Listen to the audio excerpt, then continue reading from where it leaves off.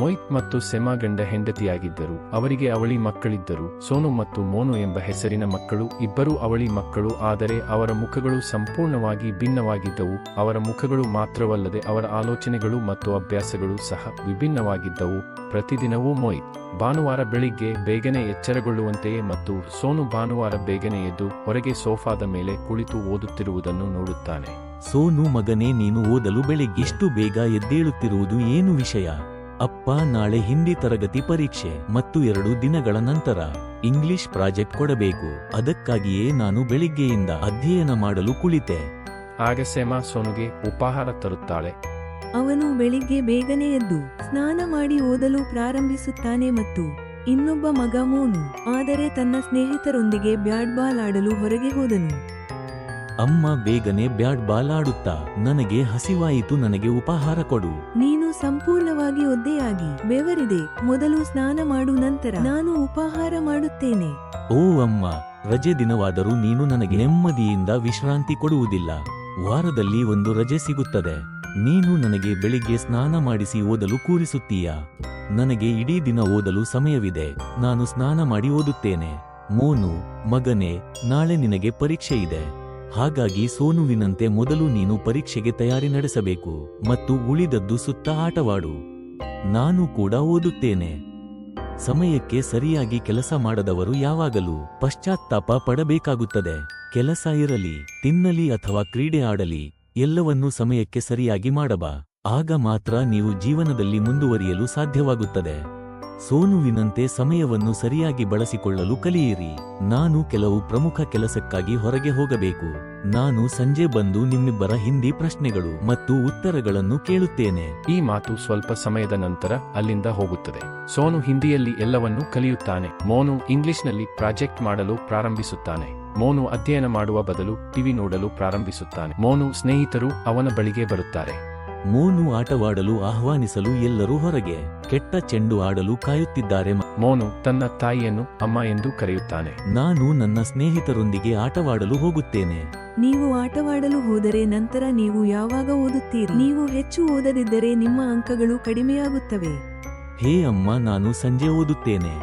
ನಾನು ಹೇಗಾದರೂ English project ಅನ್ನು ಸಹ ಮಾಡುತ್ತೇನೆ. ಪರೀಕ್ಷೆ ಇವತ್ತು ಅಲ್ಲ, ನಾಳೆ ಮತ್ತು ಅಂಕಗಳಿಗೆ ಸಂಬಂಧಿಸಿದಂತೆ ಇದು ಒಳ್ಳೆಯದೋ ಕೆಟ್ಟದ್ದೋ ನೋಡುವುದು. ಸಂಜೆ ತನ್ನ ಸ್ನೇಹಿತರೊಂದಿಗೆ ಆಟವಾಡಲು ಹೊರಟಿದ್ದ ಮೋಹಿತ್ ಮನೆಗೆ ಬಂದಾಗ ಸೋನು ತನ್ನ ಇಂಗ್ಲಿಷ್ ಪ್ರಾಜೆಕ್ಟ್ ಅನ್ನು ಸಿದ್ಧಪಡಿಸಿ ಅಲಂಕರಿಸಿರುವುದನ್ನು ಅವನು ನೋಡುತ್ತಾನೆ. ಹೌದು ಅಪ್ಪ, ನನ್ನ ಹಿಂದಿ ಪರೀಕ್ಷೆಗೆ ತಯಾರಿ ಕೂಡ ಪೂರ್ಣಗೊಂಡಿದೆ. ಈ ಮೋನು ಎಲ್ಲಿಯೂ ಕಾಣಿಸುವುದಿಲ್ಲ. ಈ ಮೋನು ಕೈಯಲ್ಲಿ ಬ್ಯಾಟ್ ಹಿಡಿದು ಮನೆಗೆ ಪ್ರವೇಶಿಸಿದ. ನೀನು ಬೆಳಿಗ್ಗೆಯಿಂದ ಬ್ಯಾಟ್ ಹಿಡಿದು ತಿರುಗಾಡುತ್ತಿದ್ದೀಯಾ? ನಿನ್ನನ್ನು ನೋಡುತ್ತಿರುವಾಗ ನೀನು ಸ್ನಾನ ಮಾಡಿಲ್ಲ ಅಥವಾ ಏನನ್ನೂ ಅಧ್ಯಯನ ಮಾಡಿಲ್ಲ ಎಂದು ತೋರುತ್ತದೆ. ಓ ಅಪ್ಪ, ನೀನು ಹಿಂತಿರುಗಿದ ತಕ್ಷಣ ನೀನು ಅಧ್ಯಯನದ ಬಗ್ಗೆ ಮಾತನಾಡಲು ಪ್ರಾರಂಭಿಸಿದೆ ಮತ್ತು ಸಂಜೆ ನಾನು ಓದುತ್ತೇನೆ. ಮೋನು ತನ್ನ ಎಲ್ಲಾ ಕೆಲಸಗಳನ್ನು ನಾಳೆಗೆ ಮುಂದೂಡುತ್ತಿದ್ದನು. ಆದ್ದರಿಂದ ಅವನ ಎಲ್ಲಾ ಕೆಲಸಗಳು ಪೂರ್ಣವಾಗಲಿಲ್ಲ. ಮರುದಿನ ಸೋನು ಪರೀಕ್ಷೆಯಲ್ಲಿ ಉತ್ತಮ ಅಂಕಗಳನ್ನು ಪಡೆದನು. ಆದರೆ ಮೋನು ಮೇಡನ್ನಿಂದ ಸಾಕಷ್ಟು ಗದರಿಸಲ್ಪಟ್ಟನು, ಏಕೆಂದರೆ ಇಬ್ಬರೂ ಮನೆಗೆ ಬಂದಾಗ, ಹೇ, ಸ್ವಲ್ಪ ನಾಚಿಕೆಯಾಗಬೇಕು ಮೋನು. ನಿನಗೆ ನಿನ್ನಷ್ಟೇ ವಯಸ್ಸಿನ ಒಬ್ಬ ಸಹೋದರನಿದ್ದಾನೆ. ಅವನು ತನ್ನ ಎಲ್ಲಾ ಕೆಲಸಗಳನ್ನು ಸಮಯಕ್ಕೆ ಸರಿಯಾಗಿ ಮಾಡುತ್ತಾನೆ ಮತ್ತು ನೀವು ಅದನ್ನು ಮುಂದೂಡುತ್ತಲೇ ಇರುತ್ತೀರಿ. ಇದರಿಂದಾಗಿ ಸಂಜೆ ಮನೆಗೆ ಬಂದ ತಕ್ಷಣ ಅವನು ಸೋನು ಮತ್ತು ಮೋನು ಇಬ್ಬರ ಪರೀಕ್ಷಾ ಸಂಖ್ಯೆಗಳನ್ನು ನೋಡುತ್ತಾನೆ. ಮೋನು, ಹಿಂದಿ ಮತ್ತು ಇಂಗ್ಲಿಷ್ನಲ್ಲಿ ನೀವು ನಾಳೆ ಅಥವಾ ನಾಳೆಯೊಳಗೆ ಪ್ರಾಜೆಕ್ಟ್ ಅನ್ನು ಮುಗಿಸುತ್ತೀರಿ ಎಂದು ನಾನು ನಿಮ್ಮಿಂದ ನಿರೀಕ್ಷಿಸಿದ್ದು ಇಷ್ಟು ಕೆಟ್ಟ ಸಂಖ್ಯೆಗಳನ್ನು. ಅಪ್ಪ, ನಾನು ಏನು ಮಾಡಬೇಕು? ನನ್ನ ಅದೃಷ್ಟ ಕೆಟ್ಟದಾಗಿದೆ. ಮಗನೇ, ಸಮಯವನ್ನು ಸರಿಯಾಗಿ ಬಳಸಿಕೊಳ್ಳದ ವ್ಯಕ್ತಿ ಯಾವಾಗಲೂ ನಾಳೆಗೆ ತನ್ನ ಕೆಲಸವನ್ನು ಮುಂದೂಡುತ್ತಲೇ ಇರುವ ಮತ್ತು ತನ್ನ ಅದೃಷ್ಟವನ್ನು ಅವಲಂಬಿಸಿರುವ ವ್ಯಕ್ತಿ ಜೀವನದಲ್ಲಿ ಎಂದಿಗೂ ಪ್ರಗತಿ ಸಾಧಿಸಲು ಸಾಧ್ಯವಿಲ್ಲ.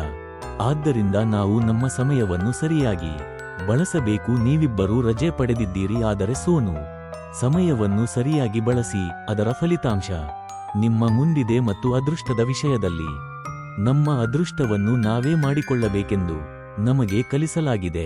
ಆದ್ದರಿಂದ ಸಮಯವನ್ನು ಚೆನ್ನಾಗಿ ಬಳಸಿಕೊಳ್ಳಲು ಕಲಿಯಿರಿ ಮತ್ತು ಎಲ್ಲರ ದೃಷ್ಟಿಯಲ್ಲಿ ಉನ್ನತ ಸ್ಥಾನದಲ್ಲಿರಿ. ಮಗನೇ, ನಾನು ನಿನ್ನಿಂದ ಹೆಚ್ಚಿನ ನಿರೀಕ್ಷೆಯನ್ನು ಹೊಂದಿದ್ದೇನೆ. ನಾನು ನಿನಗೆ ಏನು ಕಲಿಸಬೇಕೆಂದು ಹೇಳುತ್ತಿದ್ದೇನೆಂದು ನೀನು ಅರ್ಥಮಾಡಿಕೊಳ್ಳುವೆ ಎಂದು ಭಾವಿಸುತ್ತೇನೆ. ಮಗನೇ, ಆದ್ದರಿಂದ ನಾವು ನಮ್ಮ ಸಮಯವನ್ನು ಸರಿಯಾಗಿ ಬಳಸಬೇಕು. ನೀನು ಹೇಳಿದ್ದು ಸರಿ ಅಪ್ಪ. ಇಂದಿನಿಂದ ನೀನು ಹೇಳಿದ್ದನ್ನು ನಾನು ಅರ್ಥಮಾಡಿಕೊಂಡಿದ್ದೇನೆ.